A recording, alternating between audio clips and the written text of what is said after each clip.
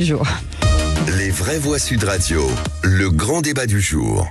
Aujourd'hui, c'est la République qui contre-attaque. Gabriel Attal souhaite plus de placements en foyer, le faciliter dès le premier fait grave. La mobilisation générale de la nation pour renouer avec ses adolescents, juguler la violence, réaffirmer notre projet d'une jeunesse libre. Je trouve que l'autorité va à Gabriel Attal comme un tablier à une vache. La République contre-attaque, mais elle ne pourra pas le faire seule. Je pense qu'il faut faire moins de communication, moins de grands discours sur ce sujet et plus d'action. Responsabiliser ses parents, c'est faire en sorte qu'ils aient à répondre, eux aussi, davantage des actes de leur enfant.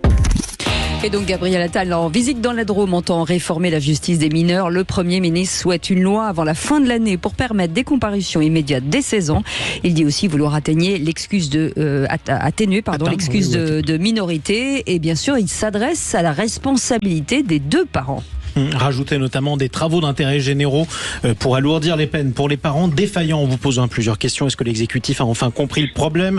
Est-ce qu'on n'a pas été pénalisé par 40 ans de laxisme? Est-ce que le vrai problème, c'est pas tout simplement les lois ou plutôt leur non-application par certains juges? On va en parler. On vous pose cette question sur Twitter et YouTube. Les propositions de Gabriel Attal vont-elles assez loin, pas assez loin, ou est-ce que vous êtes sans opinion?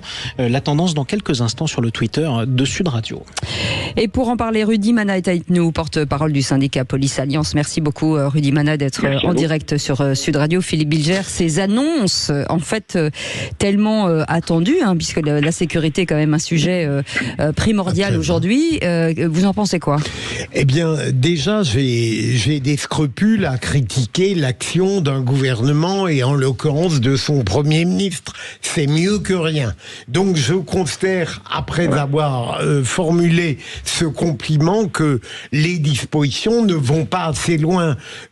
Certes, c'est très important de permettre la comparution immédiate pour aller vite à partir de 16 ans, mais je regrette par exemple qu'on n'ait pas touché à l'excuse de minorité. Je regrette également que, évidemment, on ne soit pas allé au bout d'un raisonnement qui consiste tout de même à battre en brèche cette loi calamiteuse de 2021 où on prévoit une césure dans le procès, d'abord une déclaration de culpabilité et ensuite une condamnation bien plus tard, ce qui est une aberration dans la délinquance des mineurs où ils sont de plus en plus violents et précocement. Donc tout cela va à peu près dans le bon sens, mais ça n'est pas ça qui arrêtera le flot incessant qui perturbe toutes les forces régaliennes, pas seulement la justice, police et gendarmerie. Et vous êtes donc d'accord, Philippe Bilger, avec 86% de nos auditeurs qui ont voté sur le Twitter de Sud Radio. 1% seulement pensent que ça va suffisamment loin. Ça vous donne une idée de l'écart. Les autres Même si j'aime la minorité, je ne vais pas changer d'avis. Écoutez, faites-vous-y. En tout cas. Loïc Le Floprigent. Oui, je comprends, je suis d'accord avec Philippe, mais j'irai jusqu'au bout. C'est-à-dire, je ne crois pas à la loi. Je crois à l'action. Et je pense qu'aujourd'hui, il y a des actions à mener qu'on doit pouvoir faire. C'est-à-dire que je parlais tout à l'heure, est-ce que on peut avoir des gardes à vue des mineurs? Est-ce qu'on peut avoir des gardes à vue longues des mineurs? Je pense qu'il faut agir tout de suite. C'est-à-dire que là, il y a des drames. La France se sent en danger, les Français se sentent en danger. Et je crois que en dehors des paroles, c'est-à-dire qu'on fait des hommages, on fait des marches blanches, et puis on parle. Non, les Français ont besoin d'actes, ils ont besoin de voir ce qui est en train de se passer. Et ça, on ne le voit pas. Sauf qu'il y a une convention internationale des droits de l'enfant, et à un moment donné, on peut pas faire grand-chose. Mais il y a des tas de difficultés, certes, mais il faut qu'on aille jusqu'au bout de la sécurisation de la France, des Français, et au bout de ce qu'on peut faire. Et je pense qu'il n'y a pas cette volonté et cette explication. Ouais. Allez, Farid Temsamani. Moi, je pense qu'on sent que le gouvernement en fait marche sur des œufs, tâtonne un peu, donc on avance un certain nombre de choses. Et on entend que c'est un projet de loi qui n'aura lieu qui ne sera déposé potentiellement qu'en fin d'année. Or, en réalité, et ça vient d'être dit, les Français en fait en souffrent maintenant. Donc du coup, je sais bien que la justice est parfois compliquée, qu'il y a un certain nombre d'éléments qu'il faut corriger. Voilà. Je pense que ça va dans le bon sens, mais moi, il manque quelque chose en réalité. Parce qu'on annonce un certain nombre de choses, mais on n'annonce pas forcément les moyens qui vont avec. Or, les moyens sont fondamentaux. Et le Premier ministre parlait notamment de foyers. Aujourd'hui, on sait pertinemment, dans les circonstances actuelles, il manque je ne sais combien de places en foyer. Alors imaginons si demain l'aspect législatif évolue. C'est un peu, on aimerait bien faire ça, mais on va voir si c'est réalisable en fait. Mais oui, c'est ça. Alors qu'en réalité, il y a urgence en réalité. Pourquoi ? Parce qu'en fait, aujourd'hui, les grands délinquants ont compris effectivement, et donc ils exploitent un certain nombre de mineurs sur un certain nombre de choses, notamment dans le narcotrafic. Et donc du coup, en fait, on a l'impression qu'en fait, l'État, au sens large, en fait, est toujours en retard d'un train. Rudy Mana est notre expert du jour, porte-parole du syndicat Alliance Police Nationale. Rudy Mana, ça changerait quoi pour les policiers que vous êtes, la comparution immédiate pour des mineurs de plus de 16 ans ? Écoutez, vos chroniqueurs ont très très bien défini la situation. Vous savez, nous, Alliance, on est pour un choc d'autorité. Je crois que le Premier ministre a parlé de sursaut d'autorité. Oui. Bon, là, après ces mesures-là, j'ai envie de dire qu'on fait un saut de puce d'autorité. C'est-à-dire que ça va dans le bon sens. C'est vrai que c'est plutôt intéressant, mais je crois que le sondage disait que 1 ou 2% des gens disaient que ça allait dans le bon sens. Bon, mais écoutez, voilà, je crois que c'est à peu près ce que pense la totalité des Français aujourd'hui, c'est que ça ne va clairement pas suffire. Quand nous, Alliance, on dit que l'excuse de minorité à 16 ans, elle est très importante. C'est parce que la réalité, le principe de réalité, les policiers, je vous assure qu'ils l'ont au quotidien. Et ce principe de réalité nous démontre tous les jours que malheureusement on a de plus en plus affaire à des individus qui ont 16, 17 ans et qui commettent des délits et même des crimes absolument sordides et horribles. Donc quand nous, policiers, on dit on a besoin de ça, c'est que apparemment, on en a vraiment besoin. Alors, je pense que le gouvernement comprend. Je pense que ce principe de réalité, il s'y rapproche un petit peu plus tous les jours. Mais qu'est-ce que ça va être long ? J'ai l'impression que ça va durer des plombes. Et qu'une fois de plus, pour réformer la justice, j'ai l'impression que la justice, on disait avant que c'était l'éducation nationale, mais j'ai l'impression que c'est la justice qui est un mammouth aujourd'hui. On n'arrive plus à réformer en profondeur, on n'arrive plus à amener des réponses rapides aux victimes qui sont de plus en plus nombreuses tous les jours. Je ne rappellerai pas des chiffres assez catastrophiques, malgré le travail de plus en plus important des policiers, et on ne répond pas véritablement. Alors oui, ça va dans le bon sens. Oui, on avance à coup de saut de puce d'autorité, mais nous, ce qu'on a besoin, c'est un vrai choc d'autorité. Mais ce qui est étonnant, Philippe Bilger, c'est que là, on parle de minimum 16 ans, et quand on regarde finalement l'actu, on voit 13 ans, 14 ans, 15 ans, beaucoup, et on voit des bandes organisées, mais il y a aussi beaucoup d'enfants de moins de 16 ans, enfin d'adolescents de moins de 16 ans. Vous avez totalement raison. Moi, je regrette, évidemment, peut-être vais-je offenser certains auditeurs, qu'on n'ait pas prévu la comparution immédiate à partir de 13 ans, puisqu'avant 13 ans, on ne peut rien faire. Deuxième élément, et c'est toujours le problème du pouvoir même qui apparaît le plus vigoureux. Il cherche tout le temps à ménager d'une certaine manière la chèvre et le chou. L'éducatif, il le garde, mais l'éducatif est une œuvre à long terme et il ne va jamais au bout de ce qu'imposerait le répressif parce qu'il a peur de sortir du préjugé selon lequel l'enfance est un ver paradis. Alors, on va écouter une déclaration aussi de Gabriel Attal. Je vous laisse écouter.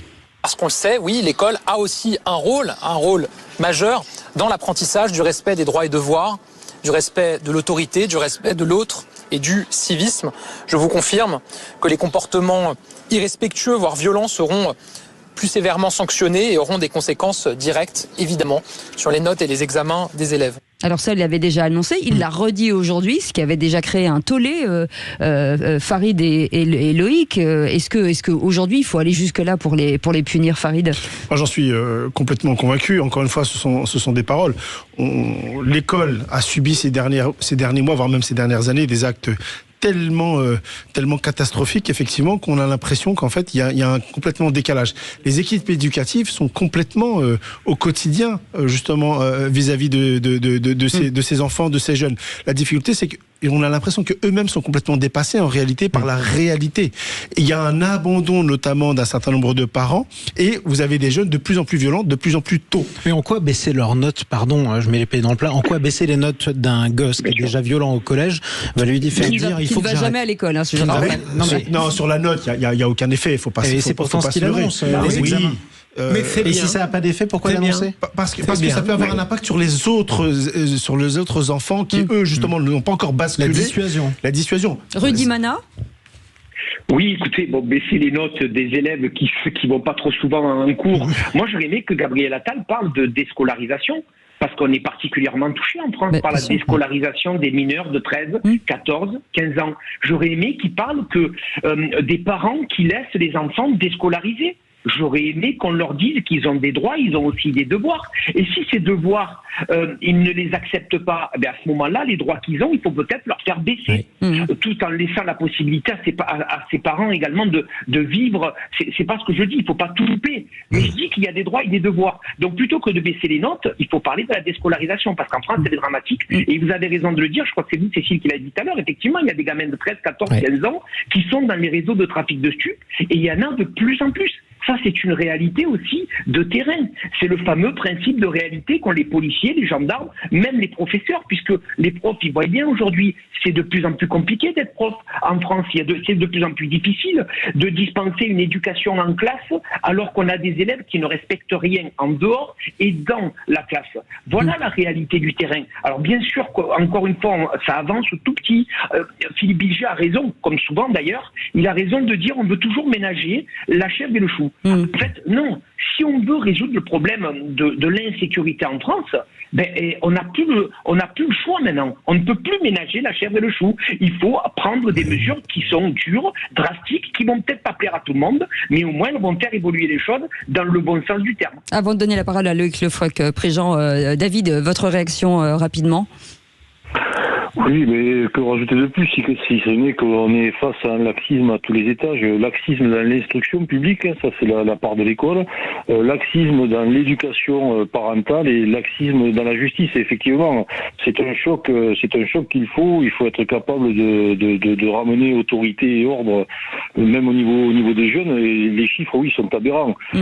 Parce que lorsqu'on creuse les chiffres de la délinquance, effectivement, on a même en dessous de 13 ans, mais on n'en parle jamais, que ça soit au niveau des mises en cause d'agressions sexuelles ou autres. Donc on a vraiment des gamins de plus en plus violents et je pense pas que les mesurettes de M. Attal changent quelque chose. On est dans de la com, comme la com de M. Darmanin vis-à-vis des opérations place nette. Donc non, il faut véritablement un choc et non pas un petit saut de puce comme le disait votre invité. À ce propos d'ailleurs, demain, mouvement de protestation des profs contre le choc des savoirs, cette fois-ci voulu par Gabriel Attal dans l'éducation nationale. Loïc Le Floch-Prigent. 2 mots simplement. Je pense qu'il y a du moyen terme et l'éducation, c'est le moyen terme. On va transformer, on a bien compris, et ça va se transformer la vie des profs, et ainsi de suite. On en a pour 10 ans ou 20 ans à y arriver. Là, on n'est pas là-dedans. Aujourd'hui, on est dans un dispositif d'urgence. C'est-à-dire que les Français ont peur dans un certain nombre d'endroits, dans les métropoles, mais également de plus en plus dans les villes, y compris dans les campagnes. Donc il y a un dispositif d'urgence. Qu'est-ce qu'on fait ? Et là, comme tout industriel, je dis, moi, quand je prends des mesures d'urgence, je les prends parce que il faut les prendre pour sauver la boutique. Et comment on sauve la boutique ? Eh bien, on sauve la boutique en faisant en sorte que lorsqu'on trouve des gamins qui sont dangereux, violents, etc., on les met quelque part. Y a-t-il assez de foyers, comme le disaient les camarades ? Non, on n'a pas assez de foyers. Bon, alors dès maintenant, on construit, on fait de manière à ce que... C'est ce qu'on disait aussi pour les prisons aussi, c'est ça. On n'est pas dans l'urgence. On n'a pas compris que c'était urgent. Certaines communes votent, enfin en tout cas pratiquent le couvre-feu. Ça fonctionne, hein ? Non seulement ça fonctionne, mais justement, sur ce point précis, en réalité, à 13 ans, c'est déjà presque trop tard en réalité. Qu'est-ce qui nous manque aujourd'hui ? Le véritable travail qui doit être réalisé, c'est en amont. C'est clairement entre 7 et 14 ans que le vrai travail doit être réalisé. Et on s'aperçoit très souvent que soit les parents sont dépassés, pour différentes raisons, la précarité, enfin c'est pas forcément une excuse, mais les conditions, etc. Mais c'est à ce moment-là, précisément, qu'il faut mettre les moyens si on veut pas qu'à 13-14 ans... bascule pour vous ? Mais bien sûr, complètement. En tout cas, verdict final de nos auditeurs sur les réseaux sociaux. Figurez-vous que les soutiens du Premier ministre ont triplé leur score. Ils sont 3% maintenant, ils étaient 1% au début. Cette proposition va-t-elle assez loin ? C'est ce qu'ils répondent à 3% d'entre eux. 86% continuent à penser que ça ne suffit pas. Les autres ne se prononcent pas sur Twitter. Il n'y a jamais de petite lutte. Non, jamais. Ça démarre toujours par quelque chose. Merci beaucoup, Rudy Mana, pour votre expertise. Porte-parole du syndicat Police Alliance.